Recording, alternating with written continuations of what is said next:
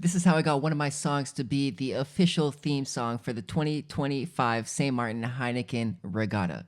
My crew, my name is Big Lou, and I'm an independent musician based in London, Ontario. Been working on building my craft for the past 5 years. In August will be 5 years since I wrote my first song, since I decided to take this seriously. And within the last 5 years, I've been able to do a lot of cool things. Still, obviously, working on building that out and doing more cool things. But I figured here in the Big Loop podcast, I'll be talking about the different kinds of experiences that I've had, how I made these opportunities, how I created these opportunities, how they unfolded. And then as more opportunities come out or develop, I'll be able to talk about those as well. It'll be kind of unfiltered, a little bit raw. I'm not going to spend so much time with editing, at least the beginning. I just want to share the story, the lessons, the values, the takeaways, make it fun for you. And then we'll keep it moving. Nice and easy. Don't expect anything to just drag on, kind of like this intro is. With that said, let's get right to the first story about how I got a song into the radar of the Heineken Regatta team and how it eventually became the official theme song. So let's jump right in. It all started when my dad shared another one of his ideas with me.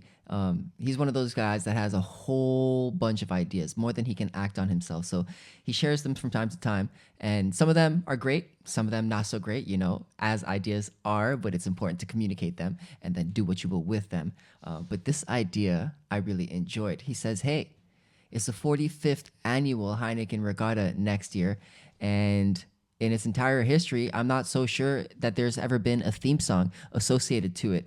And that kind of was quite interesting. He says, why not write something and pitch it to the team, see if they like it? I was like, well, shit, let's do it. Let's see what can happen. And for those of you that don't know, I'm born and raised in St. Maarten, which is a tiny island in the Caribbean, and my family still lives there. The Heineken Regatta is an event that happens there every year, and it's quite of a big deal on the island. I grew up with it. It is quite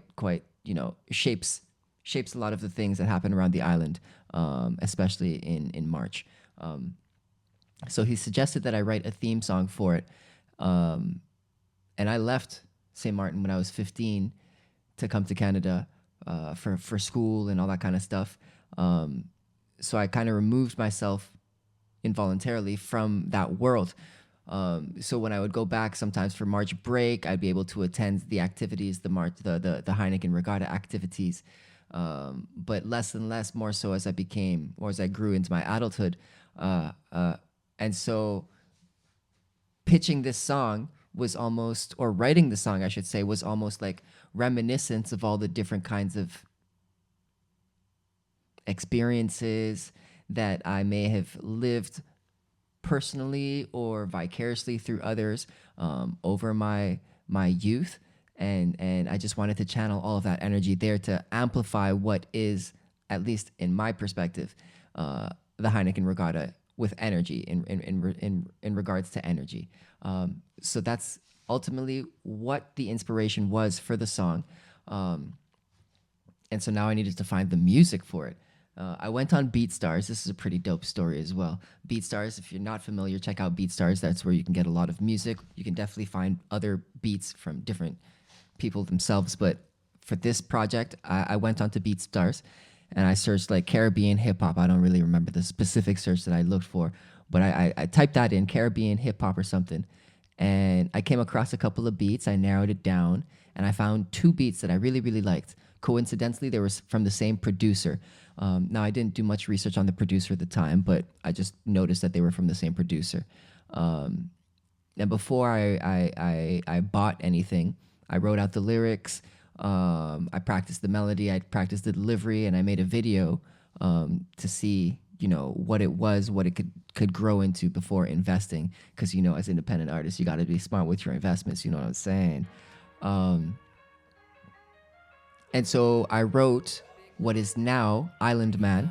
And if you haven't heard that, it's playing in the background right now. And you can find it on all streaming platforms. That is what first came out. And I really, really liked it. but maybe it wasn't the strongest in terms of a regatta, a theme song for the St. Maarten Heineken Regatta. But anyway, I sent it over to my dad because he pitched the idea, and I wanted to show him what I had created, and his response was simply, "No, that's not it." Oh, dads. He's got a special way of communicating, and so that pretty much meant later he confirmed this, that he liked the song, but it wasn't what he had pictured for the theme song of the regatta. He didn't think that's what would, resonate with the team, and rightfully so. I didn't think so either. I really liked the song, but like, I don't know. I suppose I was a little naive, looking for a little bit more comfort. But in his own way, he was able to do that, and so I appreciate that. Um, but then I moved on to the second beats that I found from the first producer, and that one was an even bigger, more a different kind of energy, and that's where I wrote the actual theme song for Regatta. So I wrote it out nice and easy, had some fun with it, recorded it, made my video, sent it off to my dad, and he had the opposite reaction. He says, "Yes, that's it," and it did feel a little bit better in my heart too, in terms of its strength. I love Island Man, but I also love Regatta, and I think it just fit the puzzle a little bit better. Um, and so I did some research from there. Being from St. Martin, I had a couple of contacts, not so many because I left for so long or so early. But I reached out to one of my friends who I knew used to work for the Heineken Regatta team. She no longer works there, but she was able to connect me with someone else who currently works there. And I reached out to her. I think I sent her a WhatsApp message. Um, got no response. I think I followed up again. And then gradually the communication began to happen. Granted, I reached out at the beginning of January and the regatta was happening at the beginning of March. So they were already super busy doing everything that they got to do. Um, and I came the very untraditional way. So I pitched the song. I was like, yo, do you guys like this? Do you want to use it for anything? And lo and behold, they said yes. They rocked with it. It was a big vibe. They needed to spread it with the team to see if they can get the right approvals, but the marketing department was on board. I then met with them, had a little conversation with it. They told me what the plan was in terms of like getting the rest of the team on board, which was very exciting. And they said, yes, we want to use it eventually. They said that they want to use it for the official theme song, so it'll be on the radio and in social media clips for various types of promo. Um, and I was like, so like, what are the chances that I can come and perform it as well? Um, and originally they said that they couldn't because there was no budget, um, because it was so late in the game, and that they weren't charging tickets this year, so they didn't have that extra revenue. So I asked, what if I find a way to make it there? Uh, um, because in Canada, there are different kinds of grants that you can apply for that can help you cover travel. That could be a whole nother story, and I'll probably make that video. Let me know if that's an interesting video about getting travel grants. Um, but I said, what if there's another way that I can find a way, or another way that I can find a way to St. Martin to perform? And with that, they said yes. So the opportunity then opened, and it was just a matter of figuring out when my performance time was going to be.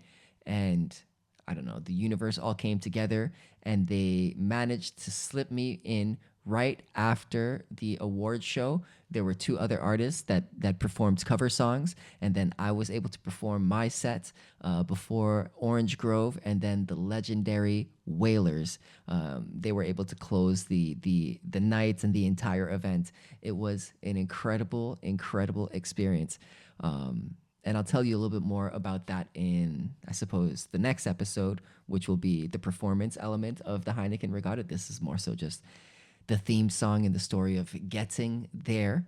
But yeah, it was just a lot of back and forth via email, via WhatsApp, having all of the assets organized, in clean, either Google Drive or Disco links, so that they can review it on their own time, making sure that I responded as fast as possible, as respectfully as possible, and as kind as possible.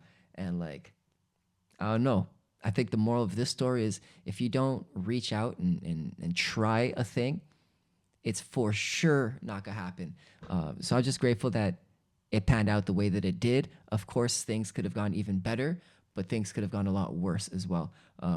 So all in all, super grateful for this experience. Now I can say that I have a song placed at an actual official event. I have a contract that says it.